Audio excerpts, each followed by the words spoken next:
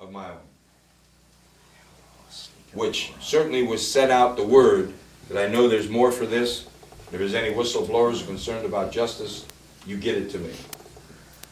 But second of all, I started to submit Freedom of Information Act requests on Deminick. And first of all, whenever you see my name, it would go in file 13. But all I was getting back was classified, denying any request I had for under the Freedom of Information Act venue.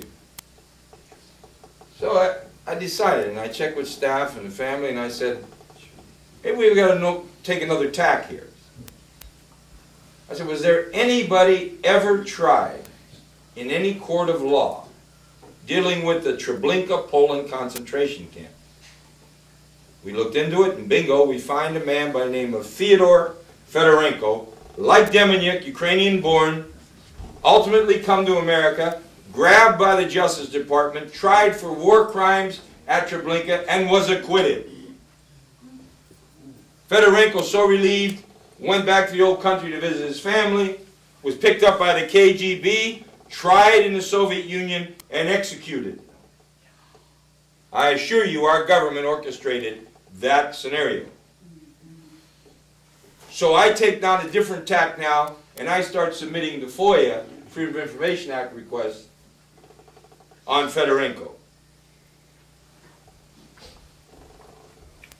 Everybody's just trafficking, get rid of it, man. Get rid of it. Don't deal with trafficking. The State Department is so big, I got a packet from the State Department. And what was in it was a letter, years back, of one of our Justice Department agents over in Europe who had sent a telegraph to the State Department asking for information about Treblinka and this Fedorenko. Also in the packet was the response from the State Department to this agent. And it says blank, blank, blank. There were 4 men that testified relative to this in proceeding such and such a date. And the bottom, I'll never forget, it says, we have another 100 pages in the file. If you need any more information, please contact us. I got on the phone. I knew if I send another FOIA, they'll say, trafficking again. Trafficking? What are you doing dealing with trafficking? So I got on the phone. They got a Mrs. Poindexter, best of my knowledge, because all my cases have been grabbed. And I said, this man's been dead a number of years. This isn't classified. I want those 100 pages. She said, I'll get it for you, Mr. Traficant. It came. When it came, not only was there exculpatory evidence to prove that Deminick was not Ivan the Terrible, there was the evidence that proved who Ivan was by name and photograph. I went on the House floor and I said, Ivan Grozny, Ivan the Terrible, is a man named Ivan Marchenko. 9 years older than Deminick, black hair, not blonde, long scar on neck, and he's taller. And this is a tragedy what's going on here. That no one in Congress will hold a hearing. And the 6th Circuit Court in Cincinnati won't accept the evidence. Since when does sensitivity of a matter waive the Bill of Rights? When did you ever hear the Justice Department respond? That night they put out a press release. There were 2 Ivans. I said on the House floor the next day, you sure there wasn't a swing shift? And I showed the photograph, and here's what the photograph said. One of the 17 witnesses that were listed in this report that I had identified a photograph that was being shown at the time of this proceeding. And said the short man on the right with pistol is Takchuk. The tall man on the left was the man the Jewish prisoners feared the most. Ivan Grozny. Ivan Marchenko. Then Vanity Fair jumped in. I got a call. Family said that Israel would like for me to come over. I went over. When I got there, everybody knew who I was. What a lot of people don't know is we had 5 specially trained martial arts people with us. to protect him, because I believe that I start sending everything to the Israeli Supreme Court. Now, after about the third day, we got a call from the Today Show, Brian Gumbel, and I did a live satellite hookup with Brian Gumbel, who was back then the host of the Today Show, and interviewed me, and I said, if they put this man to death, Brian, Israel's going to lose $20 to $25 billion a year. He said, what do you mean, Congressman?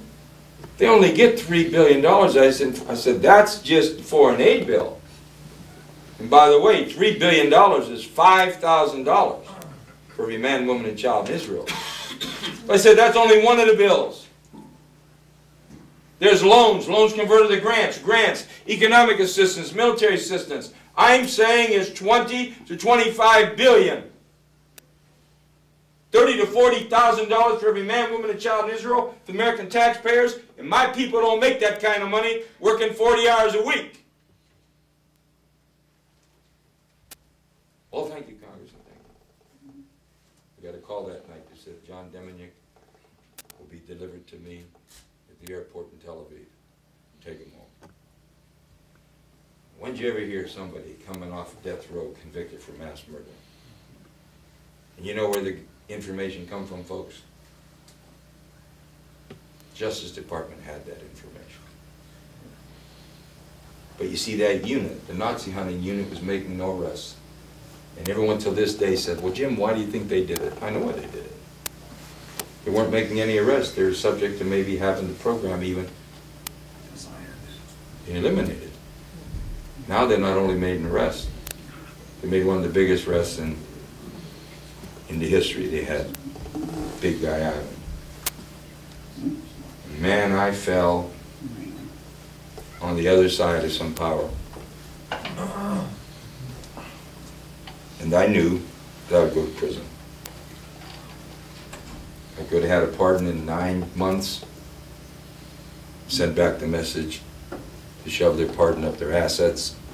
Because I would have had to have made an admission of guilt. I just wasn't going to do that, folks. I'm going to get off my case real quick here and just tell you this. As we speak, they were so glad to convict me. The Justice Department guy in Washington who overseer of the case, Chertoff, they made him head of Homeland Security. It's a big job. The prosecutor in Cleveland, they made him #2 deputy at U.S. Attorney General in Washington. And when Gonzales left, he was temporarily the Attorney General and was going to be nominated. Trouble is, things started to fall apart. There's no physical evidence, none against Traficant. Plus, the government offered voluntarily. They made no video or audio tapes in a 6-year investigation, utilizing over 250 agents, in excess of $15 million, all in about the time the Pentagon and the World Trade Centers were being attacked. They said they made no tapes. Now the Secret Service guy, Mike Robertson, came out and says the government made this admission. They have boxes of tapes. They said they made no tapes because Traficant could have used the tapes as exculpatory evidence. That's 6 years. Show me the crime. 7 people avoided prison, saying they bribed me. One young man in Nigeria submitted an affidavit, said his life was ruined. He wouldn't perjure himself for the government. He said he wanted me to lie against Traficant and another guy I was in association with, named Richard Detour. He said, I don't know Traficant from Adam. I would have done it. But I knew Detour, and Detour had 2 young kids like me, and I just couldn't do it.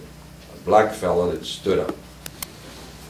He went to prison, was now deported, submitted an affidavit to the Nigerian government, and his attorney called him. He said, submit another affidavit, just say you're distraught. He said, like hell. He said, if you don't, they're going to deport your 79-year-old parents. He said, go to hell. Ladies and gentlemen, the INS initiated deportation orders on the 79-year-old parents who have been in the country for 35 years. Catholic Charities of Baltimore jumped into it. Now people are starting to talk. What happened in that Traficant case?